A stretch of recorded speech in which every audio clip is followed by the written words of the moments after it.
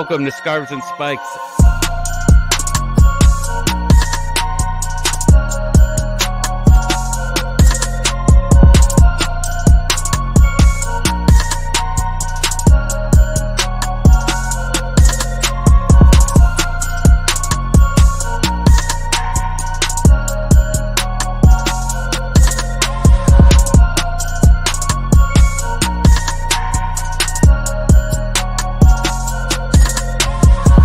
Hello to all the Atlanta United fans. My name is Jurgen Damm, and you are watching Scarves and Spike, an Atlanta United podcast.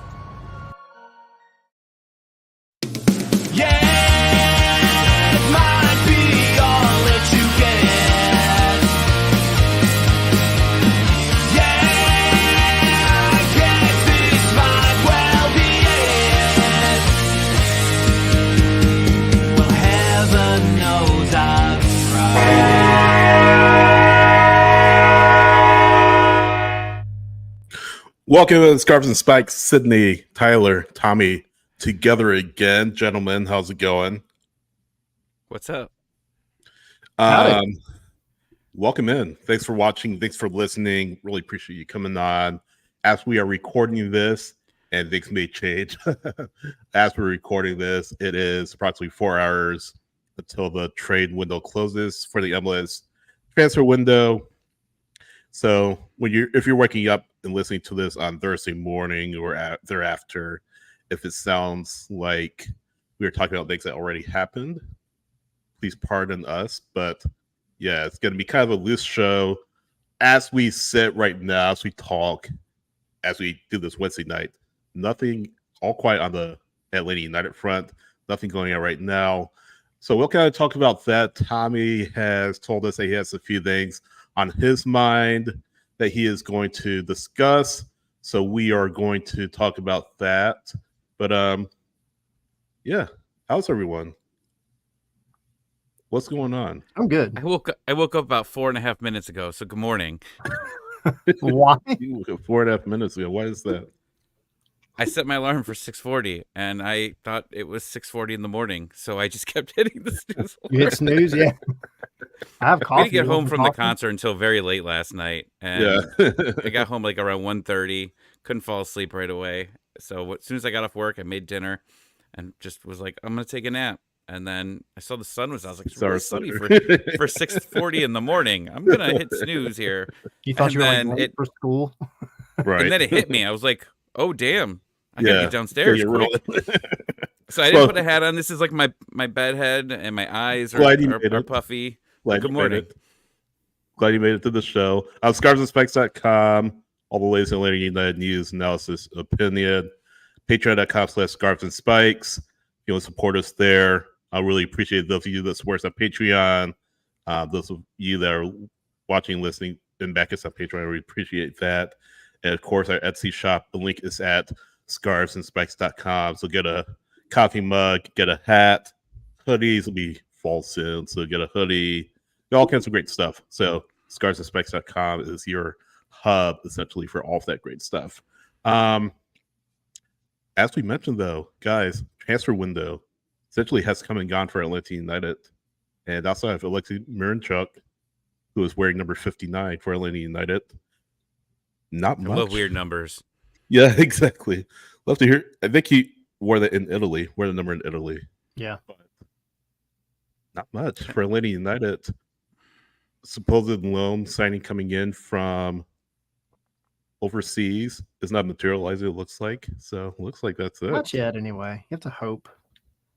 Still got a few. I guess I gotta preface the whole show real quick by saying, like, don't fall into misery tonight if you don't hear anything, because there's always that chance that the transfer goes through and then you don't hear anything until tomorrow. That's always a possibility. Now, is that going to happen? I have no idea.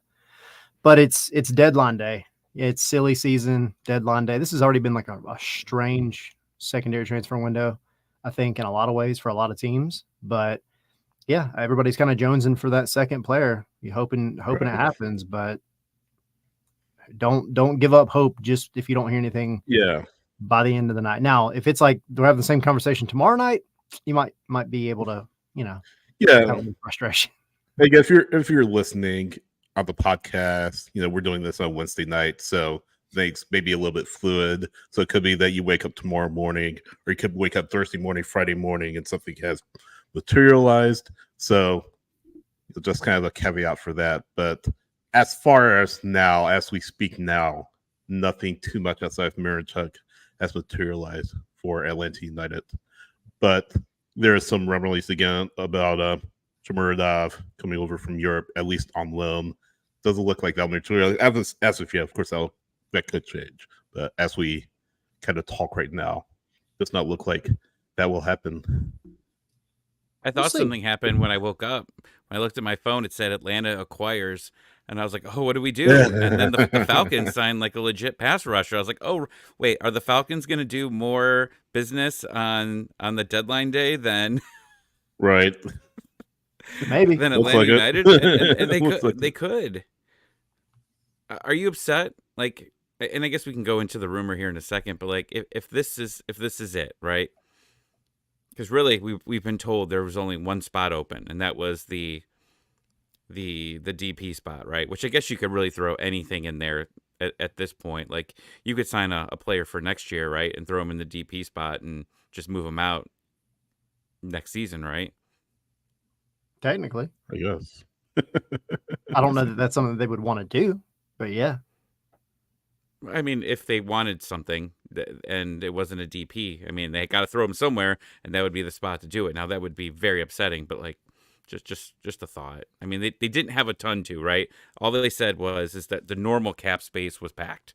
It was done. They really couldn't do anything with that. All they could do was this one DP spot, and that's fans hear 50 million. They hear that we're back, and they equate that to where's our second DP? Yeah. No, exactly. It's a lot of money, and Atlanta United, I feel like sorry, I'm just getting my thoughts together. I feel like $50 million is a lot of money. I feel like there's a lot of expectations for Atlanta United. That doesn't mean that they aren't going to do anything next window. I feel like everybody thought, hey, this is the window. They're going to get another DP in here besides Miranchuk. They're going to get a striker. They're going to get maybe a winger or something like that.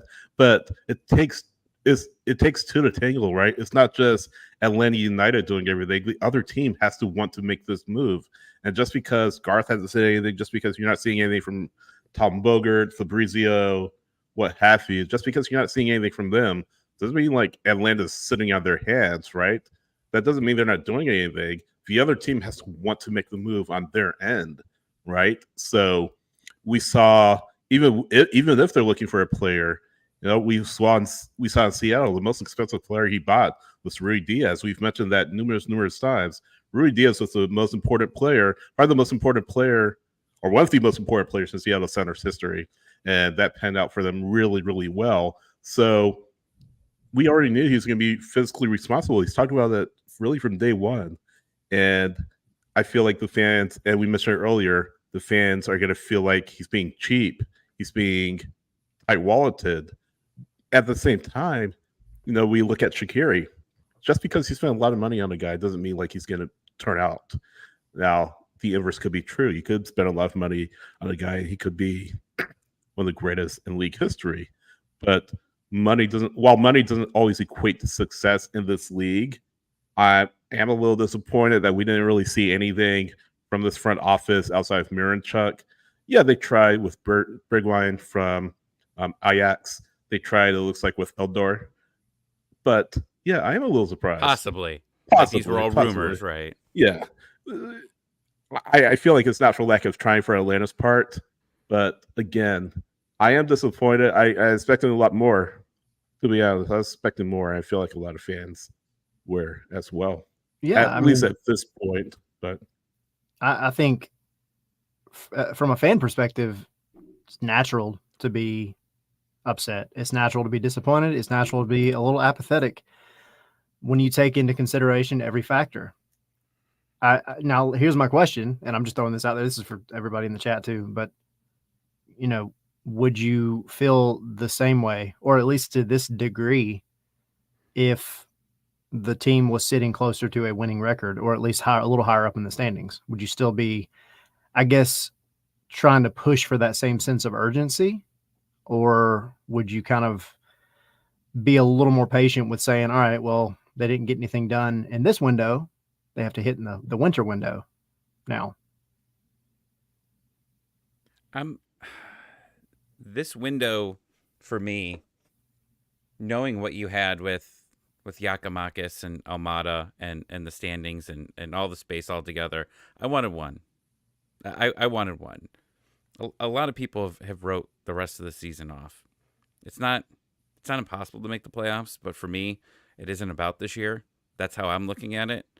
And when I get into my rant later, I'll talk a little bit about it. But like, the clock isn't ticking for me at this moment. The clock's ticking March 1st or February 20 something when the season starts next year.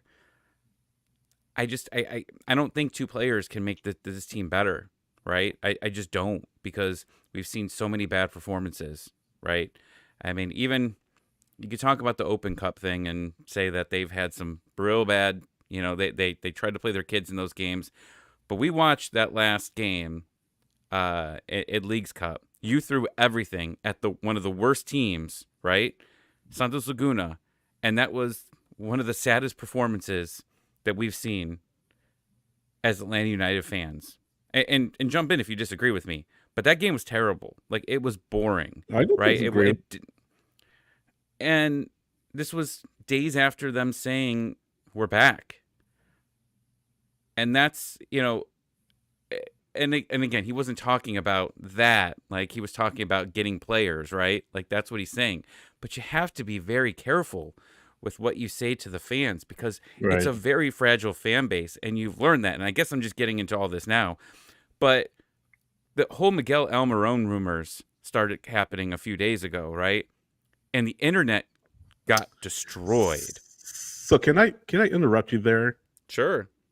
If you sign Miguel Almiron and like it's essentially for vibes, where are you going to play him? Like, you can't just wherever make he wants to play. No, you can't just sign a player to keep it from another team. That's silly. Like, where are you going to play him? Like, we can't sign guys off of vibes and feel good. This is what I do in FIFA. Don't tell me what I can't do in FIFA. No, Miguel Almiron. I go get Miguel Almiron every season, and then I go into edit player and make him 5 years younger. He would have made Almiron at goalkeeper if I want to. Yeah, no kidding. Let's not get crazy. But he would have made Charlotte better, and yeah, I mean, it looked like it was Charlotte just throwing something at the wall, see if it staked, right? But like, if Atlanta were to sign him, though, where are you going to play him? You have nowhere to put him. Like, I mean, people are seeing shit. I mean, like, you move Saba to the left. Yeah, I know you want. I know we wanted to throw it back to 2018 and all that, and there's nothing wrong with that. But think of the price tag. I mean, you don't want to blow your budget on one guy just for essentially vibes. That's not to say he's not a great player, because he is. But we have to kind of turn the page from 2017, 2018, so to speak. I want this team to win. Don't get me wrong. But it's all about finding the next Tata. It's all about finding the next Miguel Almiron. It's all about finding the next XYZ, the next Joseph Martinez. Let's turn the page. We don't need Miguel Almiron to win games. We don't need Tata Martino to win games. There's other players, other coaches, other pieces that Atlanta United can add. You don't have to bring back a club legend to move forward. I feel like a lot of fans are just stuck in the past. They feel like they're owed stuff because Atlanta United won for 2-3 years. And yes, again, I want this team to win more than anything else. But I feel like there's a set of fans that are just stuck in the past, thinking that it's always they just want 2017 and 2018 all over again. And it's not going to happen overnight. You see what I'm saying? I do. I 50-50 agree and disagree. I did a good job explaining that. But but I get what you're saying. I agree that you can't sit there and hope that Oh, well, let me rephrase that. You can hope Miguel Almiron comes back because Miguel Almiron will make any team that he plays on in MLS better, in my opinion. No, I'm not arguing with that. I'm not arguing But with that. now, but I get the sentiment of like, you can't just try to recreate the 2017, 2018 teams. But what you can try to recreate is the vibe and the talent that they brought. You should be trying to achieve that every single day because those teams were successful. They were very successful. They were balanced. They were effective. They did the job. And I think there's nothing wrong with looking at that for inspiration. That's not to say go rebuild the exact team again. Right. But yeah, I mean, every team should be, I mean, and I think they do, looking towards 2018 Atlanta and 2019 LAFC to say, hey, that we need to try to capture that lightning in a bottle year in and year out. Is it easy? No. Or every team would be doing it. And a lot of that has to do with, as a team coming into the league, you're offered, different rules in terms of your roster and everything. So I get that. But you should still be trying to recapture that vibe all the time. Yeah, I'm not saying you shouldn't, but I feel like I didn't really do a great job explaining that. Fans, it's been a long time since this team was good. I'll grant you that. I 100% agree with that. At the same time, yes, I was expecting something more for this window. Mirachuk, I hope he turns it up I hope he turns it up in MLS. I hope he unlocks what this attack has been lacking for a while. Yes, I want this team to be good, but I want it to be good in a way where you're not just, making signings, sentimental signings, I guess, is what I'm trying to say. Like, I'll leave.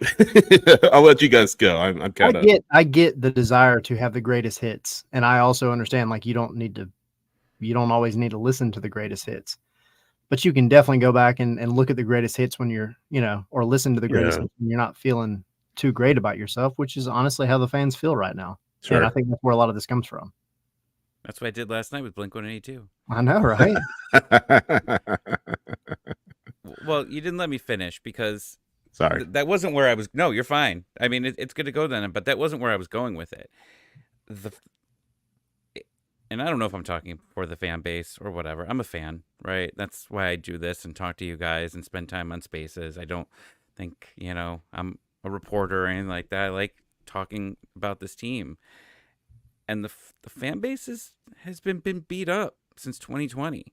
And it wasn't just the Joseph Martinez injury that year. There was a lot of things. Like that team was starting on a path of mediocrity, right? I went back and was trying to look at some of the names. And I think Castro was one of the players that hit me. Like they were starting to sign these really young players and hoping that they were going to start building things together and it was going to go. But it's been just really bad ever since. And then you get Garth Lagerwey coming in here, and everybody's excited and think things are going to change, and you can't, right? Everything's just slowly you're just stuck because of your sins that you made in 2021 and 2022, right? You had all these sins that you did, all these bad moves that you have, and it's just been bad. And I think that we all kind of got a sense of it's happening. Garth Lagerwey's coming here. Things are going to get fixed quick. In reality, that can't happen because of the rules that we have here. And they've been trying to, right? They've been trying to do little things. They've been trying to throw us a bone, right? You make the playoffs, right? You make the playoffs. Great. We make it. And now we got to take the next step. And the getting into the top four, that never changed, right? That was what they were pushing. And then things kind of just started going still more downhill. You kind of started off hot at the beginning of the year, and then things started getting bad. We knew Almiron was going to leave. We didn't, or not Almiron, Almada was going to leave. Sorry, still waking up. Yeah. You knew he was going to be out of here, and that happened. And then Giakoumakis happens. And then Garth is, saying, I might need an extra window or two. And then you get you get $50 million. We've got $50 million to spend. We're back, baby. Marinchuk's coming in. And it just feels to the fans like this is never ending. And other teams have been able to get up and going faster, right? Like you've seen teams do the turnarounds pretty quick, but you don't have a manager right now. You do with Rob, but again, I'm all that it can't be Rob for me. Right. It just can't. I think that this team needs a complete turnaround in identity, right? Someone to come in, start this out fresh, right? Who's the oldest player on this? Like, who's the longest tenure player on this team right now? Is it Brooks Lennon? I mean, Brad. Brad. Yeah. Well, I'm Like I sorry. said, Going into next year, yeah. I don't Yeah. count Brad as that because I think Brooks. I think it's gonna be Brooks, right? Right. Like he's kind of gonna be the leader probably going next year. But like you need to tell him and everyone else, like it doesn't matter what happened before. This is a new start. And I don't think someone like Rob or anyone that's currently in the organization is going to do it. They need a complete change in identity here, because the identity of Atlanta United for those first 3 years was, hey, even if we throw a kid out there here or two, we're still going to win this game, right? We have a good team. We have a good manager. Things are going to work out. Even if we got some injuries, we're going to get through it, right? We're going to get through this. We're going to still win. And that's what happened. And then it's just been slowly going downhill from there. And there is no identity. I don't recognize this team when I watch the game each week. I miss them. I miss that we haven't been able to watch a game for the past couple of weeks. But the identity here, when I watch this team, is that we're any other bad team at the bottom of the table, right? Yeah. There's nothing special about this team right now, and Marinchuk isn't going to do it. And honestly, like everybody wants a striker in here. If the I don't know, the peg doesn't fit in the hole this year, I don't care. I really don't care about the remaining part of this year winning. It's next year that's going to do it. You have 2 strikers right now that are doing pretty good. Like if this is what's going to get you into the playoffs with these 2 guys, cool. I'm fine with that. Get them in. But you have to do something here. And the fan base was just like, this sucks. Oh my God, Charlotte might sign Miguel Almiron. It's over. Right? That's the last thing that people want to see. They don't want to see other people happy. They don't want to see their favorite player go to someone else. If we were winning, cool. You know, it sucks that someone got Almiron, but we're there. Like, we need something here. And unfortunately, we don't have it. And, you know, people keep talking about the mixed signals of the front office. And yeah, I think there is. Because if you're just taking it as, you know, and that's what the quotes were when, like, on the title of the podcast with Garth Lagerwey talking about Gabe Marinchuk, we're back, baby. And then you get that performance, and now you're not getting possibly another signing. Possibly, we don't know. It's exhausting. And it's just exhausting right now for everybody. Let me ask this really quick. Just Yes. throwing it out there. Would you be okay, all things considered, would you take a risk on Atlanta United making a panic buy right now, 4 or 5 hours before the window closes? I think you just have to not count your losses, but I think you just have to say, you know what, we're good with Marinchuk, but yeah, where we are right now. I guess that's my question. Like, obviously, you don't want. We all, I think, can agree. Like, you don't want your team to go make a panic buy just to make a panic buy. We can all hope and pray and wish that they do something that's going to be effective and it's going to be part of the overall bigger plan. But then comes the other argument of, well, it's not like they've just been sitting around doing nothing, you know? So I think at this point, they're kind of stuck in a rock and a hard place because, like, we know they've been trying, like they've been going after players. It doesn't work out. And the window is only so long. Also, other teams across the world know that you're sitting on a war chest of $50 million. And that absolutely is, I talked about it on Soccer Down Here this morning with John and Jarrett, but like, I think John used the analogy of, you know, you're going to the used car lot and you're wearing gold chains, platinum chains, Right. your nice watch, your Rolex, like these nice boots. And do you think that used car salesman is going to treat you the same as if you walked in wearing, a rag? No. So I think it is a little harder. And then you couple that with a front office that's, as they should, trying to be better stewards of their money. I think it makes it a little more difficult to sign players that are going to be splashy. And I'm not saying it's right or wrong. I'm just saying it does suck. And that's the position that Atlanta's in right now. Yeah. And I feel, and I've mentioned this before, I feel like the fan base is going to say, oh, Garth's just being cheap. And again, I said earlier, I expected a little bit more this window, but we still have, I feel like, some webs you need to untangle. That's not making excuses for the front office. I feel like it's just the reality you're in right now. Again, it takes both teams. It's on both sides. Both sides have to agree to the deal. And again, like I said, just because Fabrizio isn't saying anything, just because Tom isn't saying anything, just because Manuel Veth isn't saying anything, that Those doesn't guys' mean. phones are blowing up right now. Yeah, exactly. Right? There's 20-something teams in MLS that's Right. closing. Yeah, just because we're not hearing anything doesn't mean anything's going on. Now, if they sit our hands in the winter window, which I don't think they will, I think something you need to start asking a lot of questions about where this team is going. And again, I hope Merituk tears it up. I really do. So, Tommy, you said you had a rant. Well, no, I just put my hand up because I wanted to respond to your question. Sorry.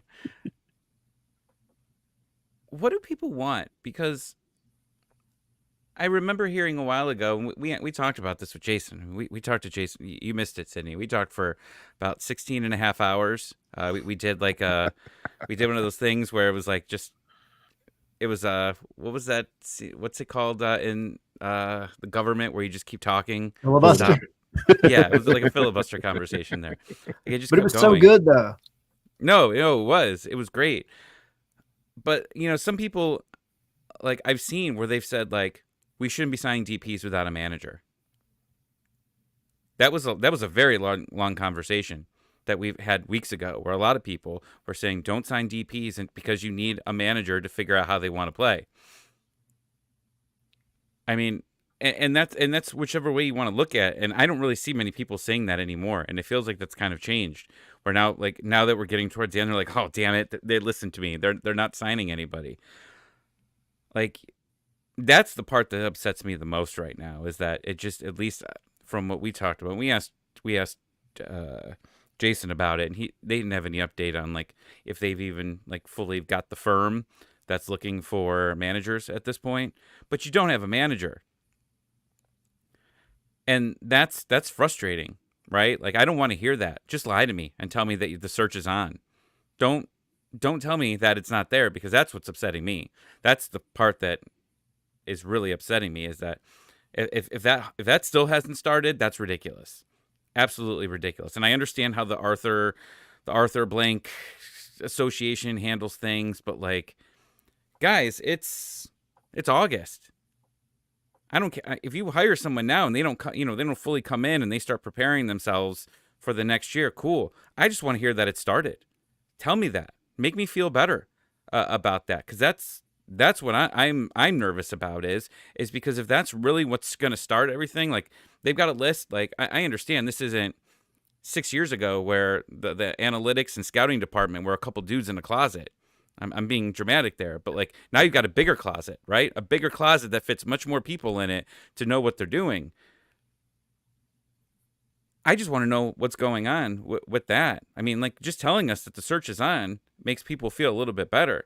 But all we've heard about it was that, no, we haven't even hired the firm yet, right? And that's, and yeah, I did see that there was an Indeed posting for the head coach. Michael, I saw that. Is that the search firm? Did we hire Indeed? Right. Like, is that what we did? Is that what's going on here? Why not? Why not? Like, I don't know. Like, that's obviously like a big step here, but like, you're acquiring all these players, right? I feel like I am now a very good person at finding talent. I've got like 30 hours in NCAA football this year. I feel like I'm good at that. But like again, if you want your manager to help pick these guys and say, here's your lists of the guys that we've been looking into to help it out, you got to get this going sooner than later, because again, like names will be going off like the list here quickly, right? Every day a name could potentially be taken off the list to become a manager somewhere else. That's what I want to hurry up with right now, is finding the manager, right? I want the update on that. If you're telling us, and I hope, and Jason said last time that he was meeting with, and Tyler, jump in if I'm quoting anything wrong, that Jason and Garth were going to get together for an interview here soon, and they were going to talk about the salary cap and all of that. And what was the salary cap they were talking about, right? Like getting kind of deep into MLS rules. He was going to do like a very detailed breakdown of like the salary cap, the roster rules, construction, all that kind of stuff, just so that there can be some kind of credible information out there as to like how the freaking heck do you build a roster in MLS? Right. Like, and that's cool. Like, I'm excited for that. I want to hear that right now. But there has to be a strong, as soon as this window's over, right? Tomorrow, if, we don't hear anything and they officially come out and say, we're not signing anyone else, I want just a flat out thing from them to come out, with Carlos and Garth together, which I would like to have them together if they're still going to be together next year. That's still a question, whether Carlos is going to be here, because people have been questioning for a while, when they were talking about the manager change, if he was going to be involved. There was still some really awkward silence during that entire conversation. If they're still planning on being together all the way to the end of the season and into next year, I would like them to talk about what the plan is going here long term, because the fans are confused. I don't disagree with them. Not everybody listens to every single word that Garth says, every single interview that he has. But in these situations, the radio, right, 92.9 or the official Atlanta United YouTube, page, they just need to go live and talk about that. And the Falcons do that. The Falcons do that at the end of the year, or at the end of, it's usually the end of the year. But like, tell us what's going on with this team, because again, everybody knows you got $50 million. You said it many times. We got the record. Woohoo. You got Marinchuk. Great. We're back, baby. Great. But again, like, people just don't know what's going on here. And I think something to that, like all of a sudden you add an extra window or two in there and say, we need an extra window. Like they said, 3 windows?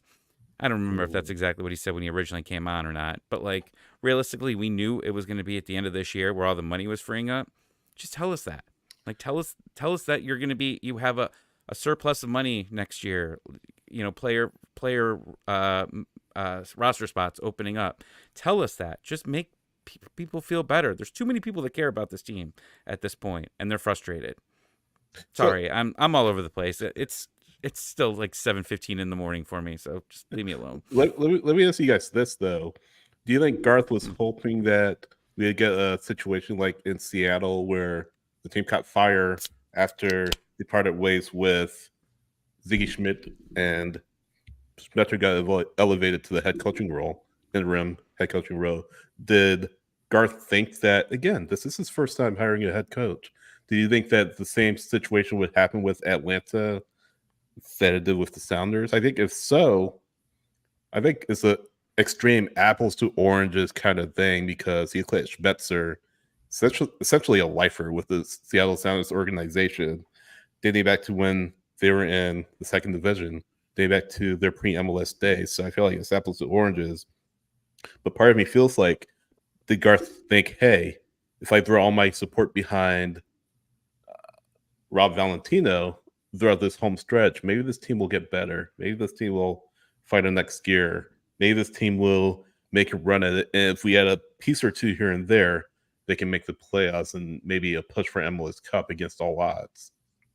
Part of me feels like part of him thought that it would happen. I'm not saying that he 100% unequivocally felt that it would happen, but part of me, I can't really shake that feeling that he expected it to happen sort of that way.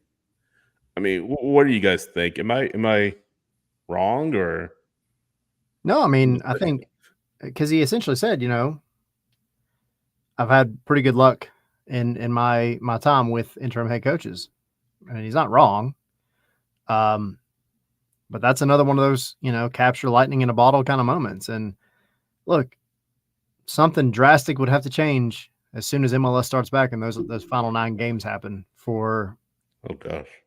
for them to be in a position come October, the end of October or November rather, where everybody feels comfortable with not many changes in the offseason.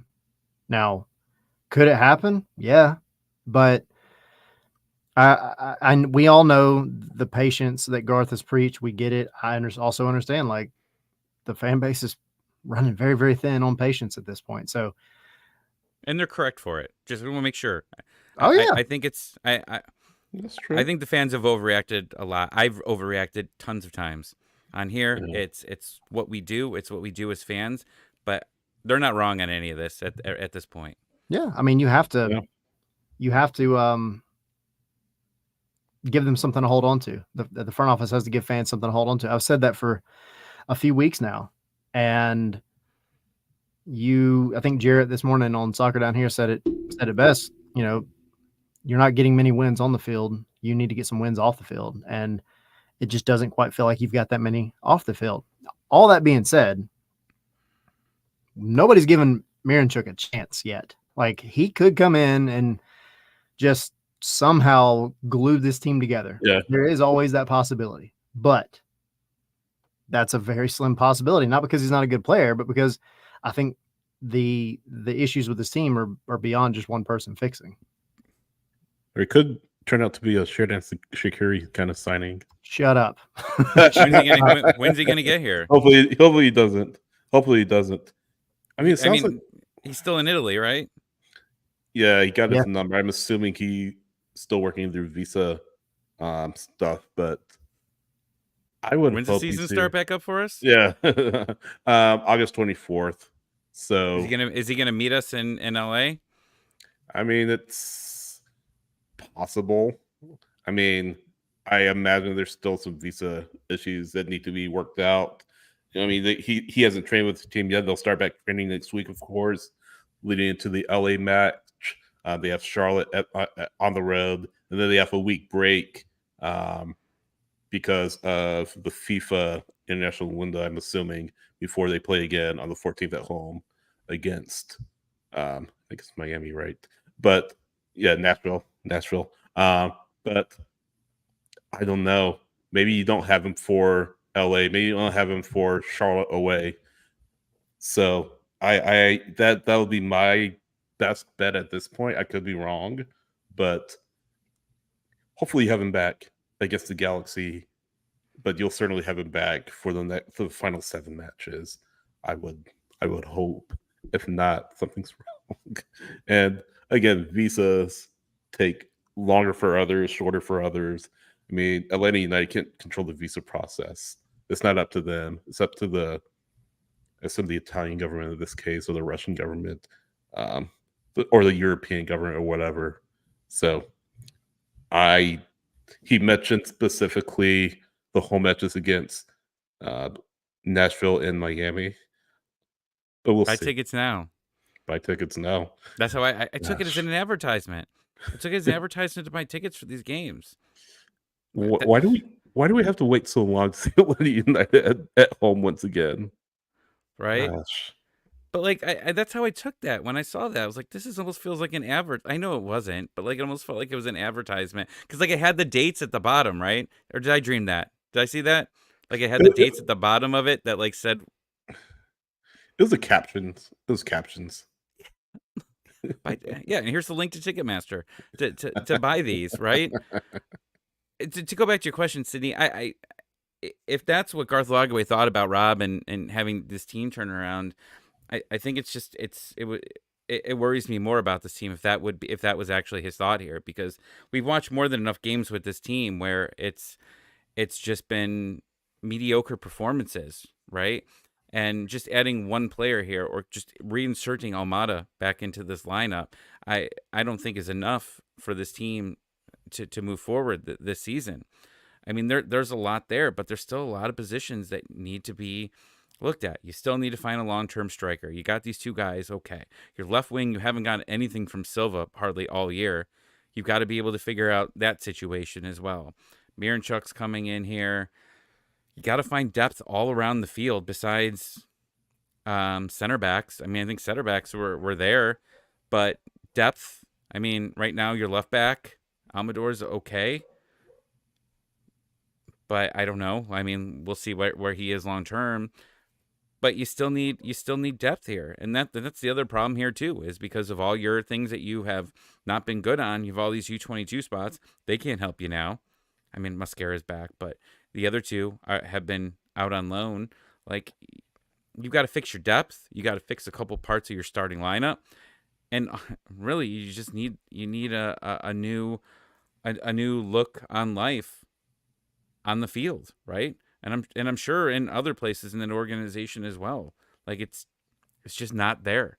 It's not there. Like, you got a couple glow ups in a couple of the games with Rob coming in. Yeah, you started getting some points on the road. You got a win. You got the crazy Chare win, right? I mean, like, those were all cool, but ultimately it just keeps going back to the same problems that we have over and over and over. You need something to change here. And the only thing, and Felipe, as much as I, joke around about Felipe and, kind of poking the fan base, he had a series of tweets the other day, and he said players are important, but a manager is probably the most important. And that's been my take now for the past month, is someone needs to come in and shake whatever the hell has been in that locker room and in that stadium and at the training ground, and give it a complete makeover, 100%. Extreme makeover. Yeah, like, what did they do in Ted Lasso, where they all brought the stuff and they burned it in the what room was it? Was it the, I'm talking about that episode? You talking about Ted Lasso? Yeah. I think you're talking about the one where they went down to the sewer. No, you don't have to go down to the double basement of Mercedes-Benz Stadium. Who knows what's down there? The incinerator. Yeah. Was it Cubo Torres? Was it like a trainer's room? It was like a trainer's room or whatever. They all brought everything in and burned the stuff to get it better. They need something, and for sure. And that's probably the most important thing for me, is just finding the right manager here. And I want to start seeing rumors. And the only rumor we had was someone reached out that, said that they were interested in managing Atlanta United. I forget who it was. Vieira. Yeah, okay. But that's what I want to see, from now until the end of the season, is starting to see some legit rumors here, possible managers interviewing for this team. I don't think you could do worse than, or a lot worse than, Patrick Vieira, to be honest with you. I mean, you really, I mean, he has MLS experience. I mean, he coached some very good teams in MLS. And yes, those teams had David Villa, and a lot of other players, a lot of terrific players on there. Yes, they played at Yankee Stadium, and nobody won at Yankee Stadium for years because of it. But, outside of David Villa, outside of those few other top-of-the-line players on the team, there weren't a lot of superstars on NYCFC when Vieira was coaching them, to be honest with you. Like, I was looking through the roster, and you had Villa, of course, but again, you had a Manny, for lack of a better term, you had a lot of role players as well on the team. Players that didn't really stand out, so to speak, but they were really good players that really helped the team. I mean, you had Alex Cayens as a defender, Sean Jesse as your keeper. Villa scored 24 goals across all competitions, and Alex Reiniga, Maxi Morales. But then look at the other players they had: Ben Sweat, Tommy McNamara, Rodney Wallace, Freddie Villion, Ethan White, Yungel Herrera, Max Chanot, Shadow Coley, Pirlo, who didn't really. He was a big signing, but he didn't do a ton for NYCFC. Kyrie Shelton, RJ Allen, Baterita. mean, these are outside of Peter, though, outside of Villa and outside of Johnson, Maxi Morales, Ring. You had a lot of glue guys that were brought in, and much of that's a testament to NYCFC's recruiting and front office. But yeah, I mean, outside of those big names, he did a really good job with NYCFC. He really got them to one of the top teams in MLS. They didn't win anything. They crashed out of the playoffs pretty much every year that he was there. They were second in the Supporter Shield. I think his last full season with NYCFC. So that's a name that I'm surprised we haven't heard a lot more of, or names like that we haven't heard a lot more of, is Patrick Vieira. Yes, he didn't do all that great with Nice, Palace, Strasbourg, but those are totally different situations. I think if he comes back to MLS, whether that be Atlanta United or another team, I would welcome him. I would welcome a coach with his experience. I mean, he's a well-known name, in European football with his Arsenal work with Arsenal, one of the greatest players in Arsenal history, a really great midfielder. I wouldn't turn my nose up at Patrick Vieira. Of course, other names may come up, but I certainly would turn my nose up at Vieira. No, I mean, I think right now he's the one that fits the mold mostly of kind of what we expect Garth to go after with the MLS experience. He's got experience overseas, both playing and coaching, obviously. So it does make sense. But, and this is not a knock on Patrick Vieira at all. You look at some of the names that are out there, and I struggle with not hearing anything about why are we not backing the Brinks truck up for some of these names. I think this isn't FIFA. No, it is. All right. It's You're not. talking blank. Well, they have to want to come here too, 100%. I see what you're saying, but Well, you can't force them. You can't force them to come here. Look, I'm gonna reset the game until they decide to come here. All right. right. Look, if it's not $2 million, not $3 million, like go big, right? I mean, if you're not going to go big in terms of the players and go out and make a big splashy signing, understand why. I do understand why. You should be going after a big name coach. If you've decided, if that decision is going to be made or has been made or whatever, if Rob is not the guy, you need to kind of shoot for the stars with the coach, because again, fans need something to hold on to, and you get the right manager coach to come in, and he could absolutely flip this team as it stands right now on its head in a good way. Not saying that would 100% happen, but I do think it's one of those where, like, I guess I'm just not okay with like mediocrity. And I'm not saying Patrick Vieira is mediocre at all. I do agree. Like, if he were to show up here, I think that's a solid coach signing. I really do. But when there are other names out there that are out there right now, and probably still will be in December or January or whatever, I just don't feel like you can settle. But I mean, you mentioned these big names. I'm kind of playing devil's advocate. Are they big? Are they going to be cultural fits too? I mean, I would love to see Jurgen Klopp here. Pochettino, I think, would be a huge. Pochettino, I would love Pochettino, but like, will these big names that you mentioned, what is it? Are they going to be a cultural fit for Atlanta United? B, do they want to come here?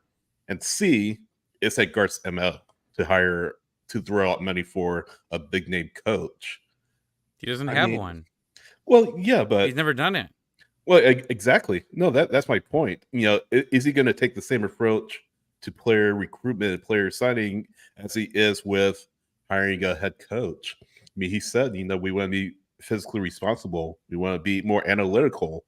Does that translate to a Vieira where you could have a Pochettino or a Jurgen Klopp or another big name out there?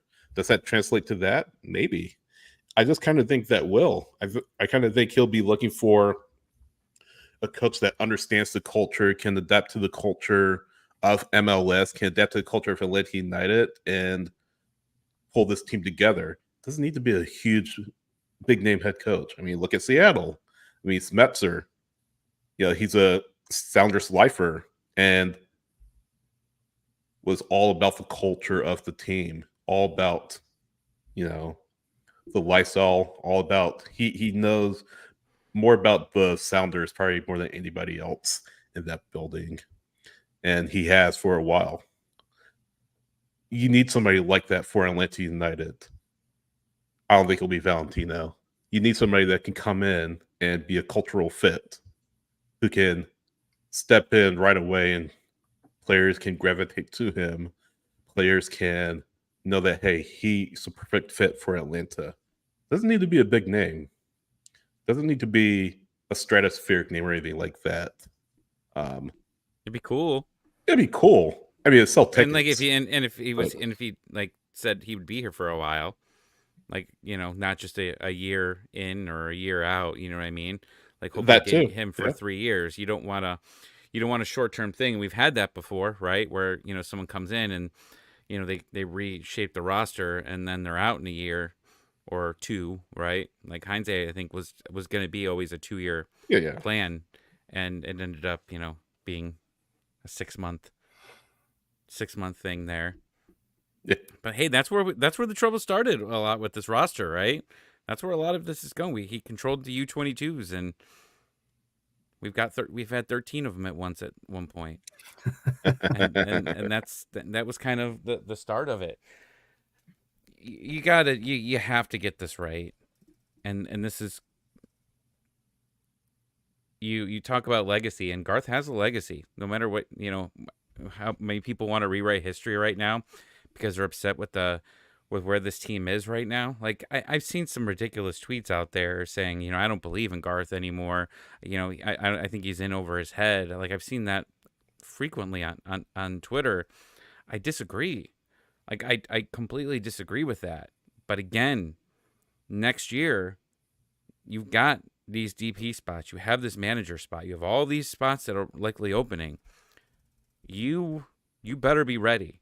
If this window, I mean, I'm sure they're already looking at the next window, but you have to. And Anthony, I see your comment in here. We keep saying they have to get this right every window. I really haven't thought of that here for a while. Like I think it's been trying to figure out what you want long term here. And the only thing that really changed in this entire process was that Giakoumakis was gone. Nobody expected Giakoumakis to be gone here when we started this year. We knew Almada was out. We knew it, right? It was going to be whether it was this year or at the end of the year. You both said it was probably going to be this year. I was dumb and said it was probably going to be at the end of the year because I was expecting this team to be in a playoff spot. They're not. That's the only thing that has really changed for me, in my opinion, of this team was that it was this next year, right, at the end of this fiscal year, that you really are able to clean up a lot of these bad decisions. But that also means that it's even more important because that's more personnel decisions that you have to make in one window to really replace a lot of these guys to get this team at full speed going into next year.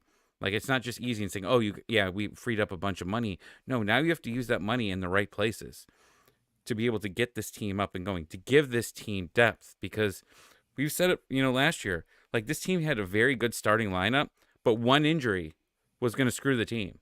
One injury. There were very few spots where you had like legit depth in it because you were basically just trying to get all your money into the starting lineup and hoping that they could, run through the playoffs and make it. That's not how it works. This season, you still had some trouble. You improved your starting lineup in some spaces while other players regressed. I thought they still brought in some good players. I still Sleesh, Gregerson, Williams, like I love those guys that have come in here. But some players regressed and some players you got rid of. And now you've got to fix it. And you owe first off, no. How much did Garth pay you, Tommy? Nothing. But my Venmo's Tommy ATL 96. If you're feeling frisky tonight, Garth. What has Garth done to make you feel that way, Tommy? Tommy got all the money. Jesus. Right. I'm not I don't. I'm just trying to. You have to have a 6-year college degree to fully understand MLS cap rules, and we've tried. We've tried to do it on the show before. Other Fair. podcasts have tried to do the exact same thing, and I have said it many times. Carlos Bocanegra and all the things that have happened over the years have screwed this team up, screwed things up long term, right? Long term, it's been messed up. Now it's time that we're not going to be able to blame really all those past decisions before, because they're getting off the books. They're finally off the books. You're finally able to fix it. That's what I'm saying. Like my window is starting very soon, where it's like, okay, we've been promised this nice, beautiful thing that's going to be happening here, but you need to show it to us. And again, I started earlier just so that we can. Oh God, Tommy's the undercover DP. Jesus, I said it last week and I said it again. I think that the "we're back, baby" thing was a terrible thing to do. Right. It was terrible because it was a message that just wasn't going to go there. I was in the city when that whole protest happened with the ticket price increases, and we talked to a lot of people. We were in the supporters lot. We talked to a lot of fans, and it really wasn't about the money. It really wasn't. It was that these guys, obviously it was about the increase, but it's been about the product. It's always been about the product. Well, it's here, the product right? in relation to the increase. Yeah. Right. But like that, I mean, that's the problem here is that, everybody keeps throwing their money in, and you haven't had a legit long span of being good. It just hasn't. The longest span we had was after the transfer window last summer, right? That was like the best of times that we've had in quite some time. And then we're back to, I don't think we're back to 2020. That was I still say that Zilph and I were arguing about what was like the worst year, and I think he said it was this year. Like, you can't forget 2020 and the hell that was that. I want to forget it. No, yeah, I mean there was nothing good about that. They've got to. I'm just gonna stop saying it, but I don't know. I understand where everyone's at here, and it always seems like there's a hot take every day on the Twitter app here, but that just shows you how dedicated your fan base is, and how much they want a winner, and how much they've seen other teams get better here with less resources, and we're still at the bottom third of the table, and you don't really see a lot coming in right now. Yeah, I think it's easy to Monday morning quarterback, right? It's very easy to go back and look, but I'm going to, or I'm just going to at least say what I wish would have happened. But obviously the Yakimakis thing we know was not planned. Almada, they knew it was very, very good likelihood he was going to be gone in the summer. Carlos even said that. Caleb Wiley was kind of like the icing on the cake. Then, of course, you add in the rule changes, which benefited you or will benefit you, and later on because of what you got out of the Caleb sale. But it's the Yakimakis thing that kind of threw a wrench. However, I feel like there had to be a handful of players similar to what LA did with Giroud. And this is kind of what I'm getting to, Anthony. They had 2 months to find I think you have to make that splashy signing. If you're going to do it, just give the fans something big to hold on to. And I get why they went after Marinchuk. I do, because all signs point to him being a guy that's going to do well for the team. He's going to fit the team, blah, blah, blah. I get that. But the transfer season,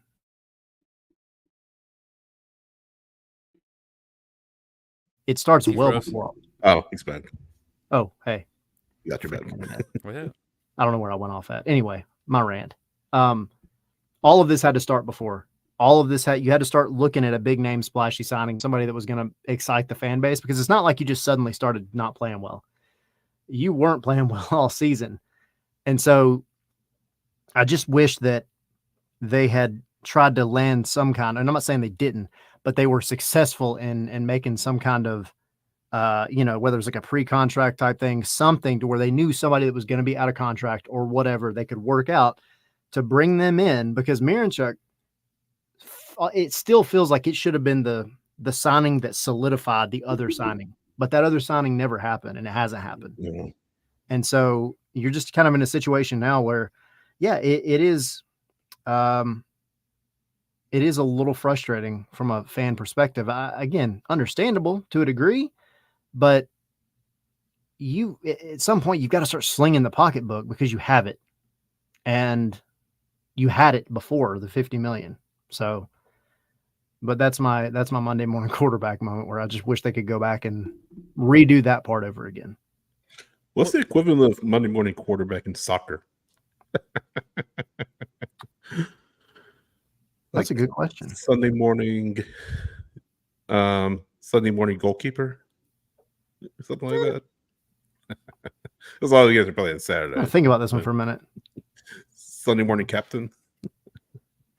Well, you just keep hearing about these DP lights, right? And like I saw Zoe put earlier in there, and I saw him tweet about it. Like the DPs are where you're really not supposed to be going cheap, right? Those are the guys that you should be throwing that extra dollar out here for. And right now we're playing crazy accountant here, and I think it could work out long term that you have Sleesh, Gregerson, and Saba all on the DP light thing, but you have the ability to add in 3 full ones, right? Throw whatever money that you have at it. And while it seems like they've been tied to a couple names here, like you can go flash that wallet. You can go get some big names here. As long as they fit it, what you want to do, it's okay to pay a little bit extra to win, and to win an auction on a player over another team, right? You have that ability to throw a little extra cash at it. I don't know. You've got to do something. You've got to do something here. And again, if you screw up here, you always have the buyout. I know that they don't want to use it, but the Falcons have been doing it for years, cutting players and paying them for years. Managers, or coaches, general managers, quarterbacks. I'm sure they're probably still paying Matt Ryan some cash here. If things screw up, it happens. But you have to be able to take some risks here. And if you're one of the highest spenders in the league, you've got to be able to take those chances. And I think that's what a lot of people are scared of, is that, Garth isn't used to spending this type of money, right? He's gotten some smart DPs for a long time, right? And it's worked out for him, and he hasn't had to pay a ton for him. But you do have that money. You do have a lot of money that you can go out and make that, and we'll see. But, bringing someone in for not a lot, people are going to be upset. And I knew this $50 million thing, I called this on Spaces a while ago. Like, this $50 million thing was going to be thrown out left and right by the fan base. You can't brag about making $50 million. I mean, we can give them a trophy. Here's your $50 million Brandon Vasquez Spider-Man. Here, you made $50 million in this transfer window trophy. But it don't mean nothing if you don't bring players in. Don't mean a thing unless you got that ring or get that ring.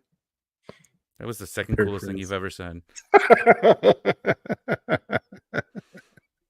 What else you guys got? I mean, I just want happiness, man. I just want happy. I want to go on Spaces and talk about a game. I want to talk about how we had great tactics for a game. I want to talk about players being individually good again. All we talk about in Spaces is not. And we lost Tommy. And Tyler's muted. Stream is going to crap. He got so mad he rejected his internet. Exactly. Tommy's back, so we'll get him back in. I want to talk about games, Garth. Don't turn me off. Don't you turn me off. You turned yourself off. No. You know what? You all thought I was this Garth guy, and he just kicked me off the internet, right? That's what just happened. I just want to talk about games, man. Like, that's what we want to talk about. We want to talk about how good our players were and the great performances. Do you know what we've talked about after every Open Cup game is? I never want to talk about that game ever again. I never want to talk about Leagues Cup. That stupid, stupid Santos Laguna game that I spent my entire Sunday hungover on the couch watching that crappy game made me question what my purpose was in life. It was shit. I want to talk about what was on the field. That's what I want to talk about, man. And we don't get that. All we're talking about is next year. We spent 3 hours after Santos Laguna game on Spaces. You guys weren't there. I was there. And all we talked about was we had Gus on there with the calculator figuring out how much money we were getting open in the next window. Not a damn thing about the game. Not a damn thing about beautiful crosses by Brooks Lennon or beautiful runs by this player. Nothing. We talked about nothing because no one did anything in that damn game. And we've said this way too often. Way too often with this team. And I stick to the thing that they screwed up the US Open Cup. And they didn't throw everything at the stupid Indy 11. Sorry, Indy. Stupid Indy 11. And we have nothing to look forward to. Damn. Don't cut my internet off again.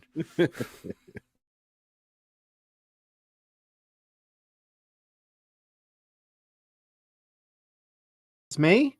Oh my gosh. Jesus. Did I freeze again? Or was it you guys this time? I don't know what's going on.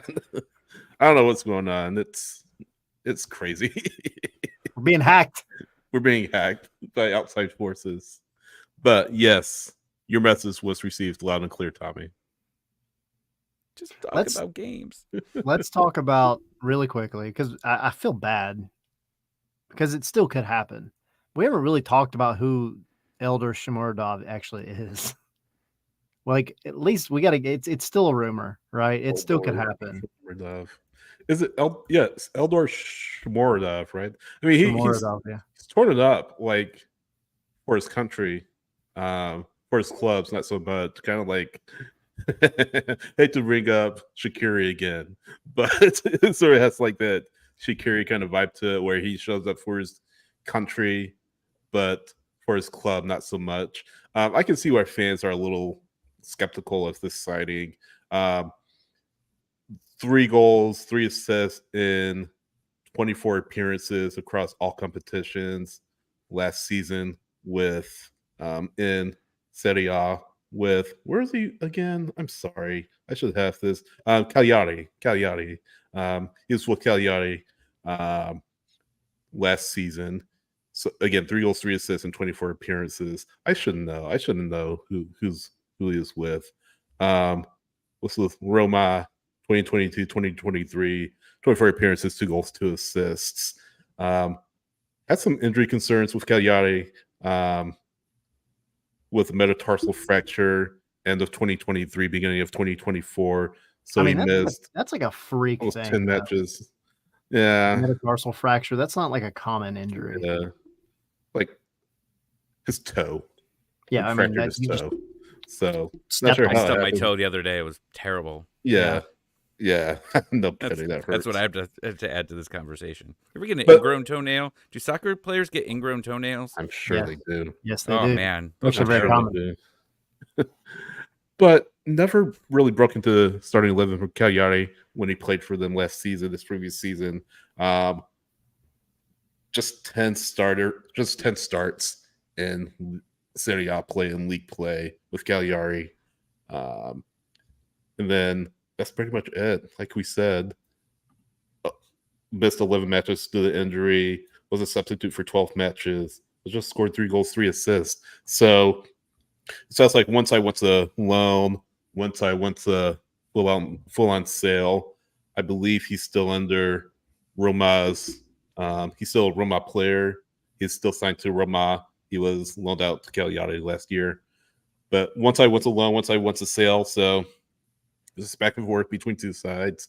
I'm not convinced. I mean, it could be that he comes over. It could be that it's another Raul Ruidiaz signing, and he adjusts quickly to MLS. But I know I'm a little skeptical of it. It sounds like a lot of fans are. So yeah, I mean, he's fast. right? And I think you got to figure out what type of football you want to play.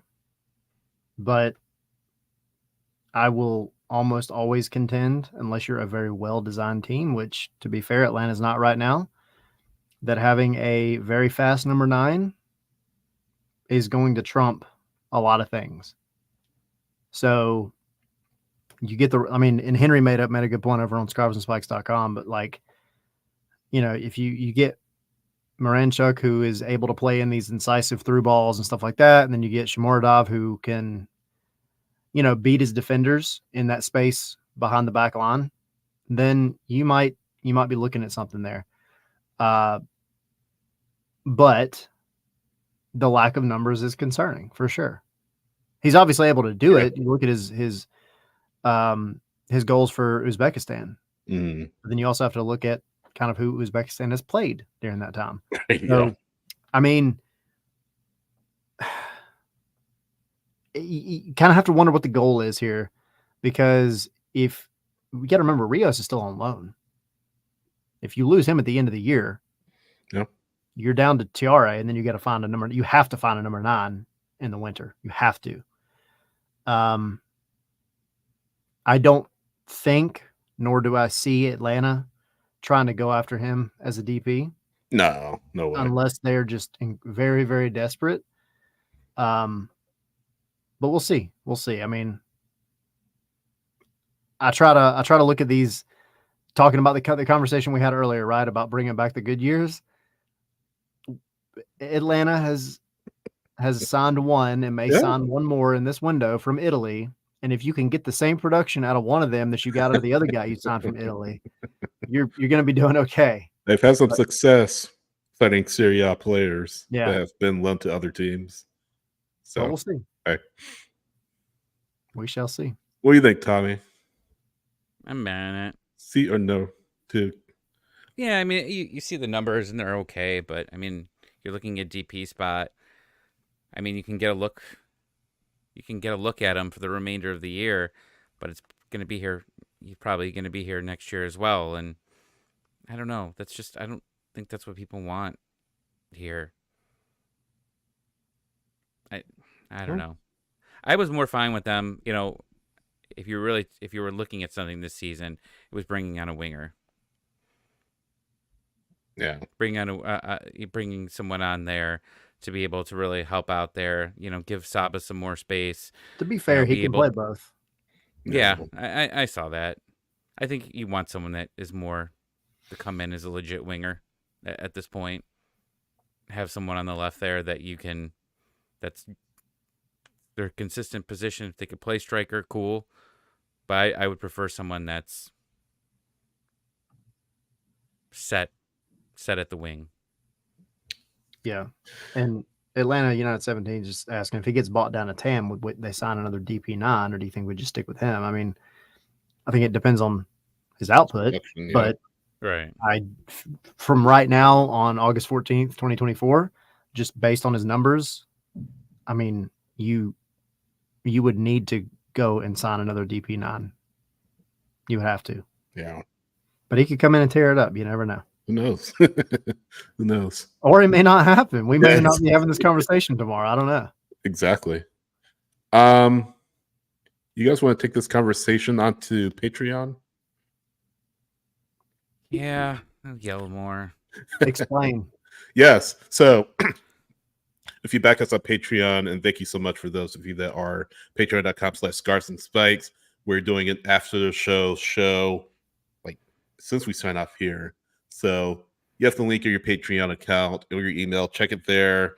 We'll be on, the three of us, kind of off the cuff, loose.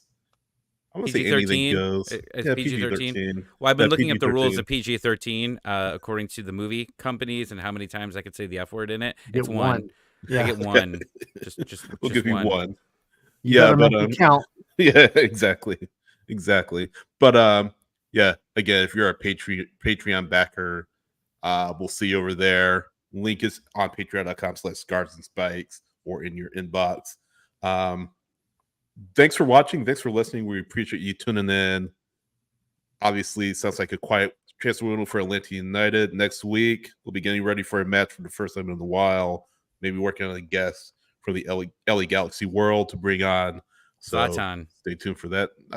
That'd be nice. Pretty That'd be sweet if we get great. Zlatan. Would it? That'd be great. Yeah, the whole show. I would love to hang out with, or just have Zlatan on the show and just like bash like everything possible. Because like, I that whole entire conversation about him talking about MLS was great. He is a character. That's but yeah, one way of putting it. yeah, exactly. But no, thanks for watching. Thanks for listening. We appreciate your support. Appreciate you hanging with us, listening, watching, and yeah, we'll see you next time when we are finally talking about an Atlanta United match for the first time in forever. I want to be able to talk about a match after it. After the game. I don't want to talk about the match before, like before the game, because we do that every week. I want to be able to go in and be like, oh, wow, we look good against the Galaxy. They're going to get ripped to shreds out there. I'm already preparing for it. We said that about Seattle last year. Wow. Said that about Miami, too. Hey. And We'll Columbus. Yeah. The games we're not supposed to win, we win. Exactly. Play to your level. All right. So long, everyone. See you.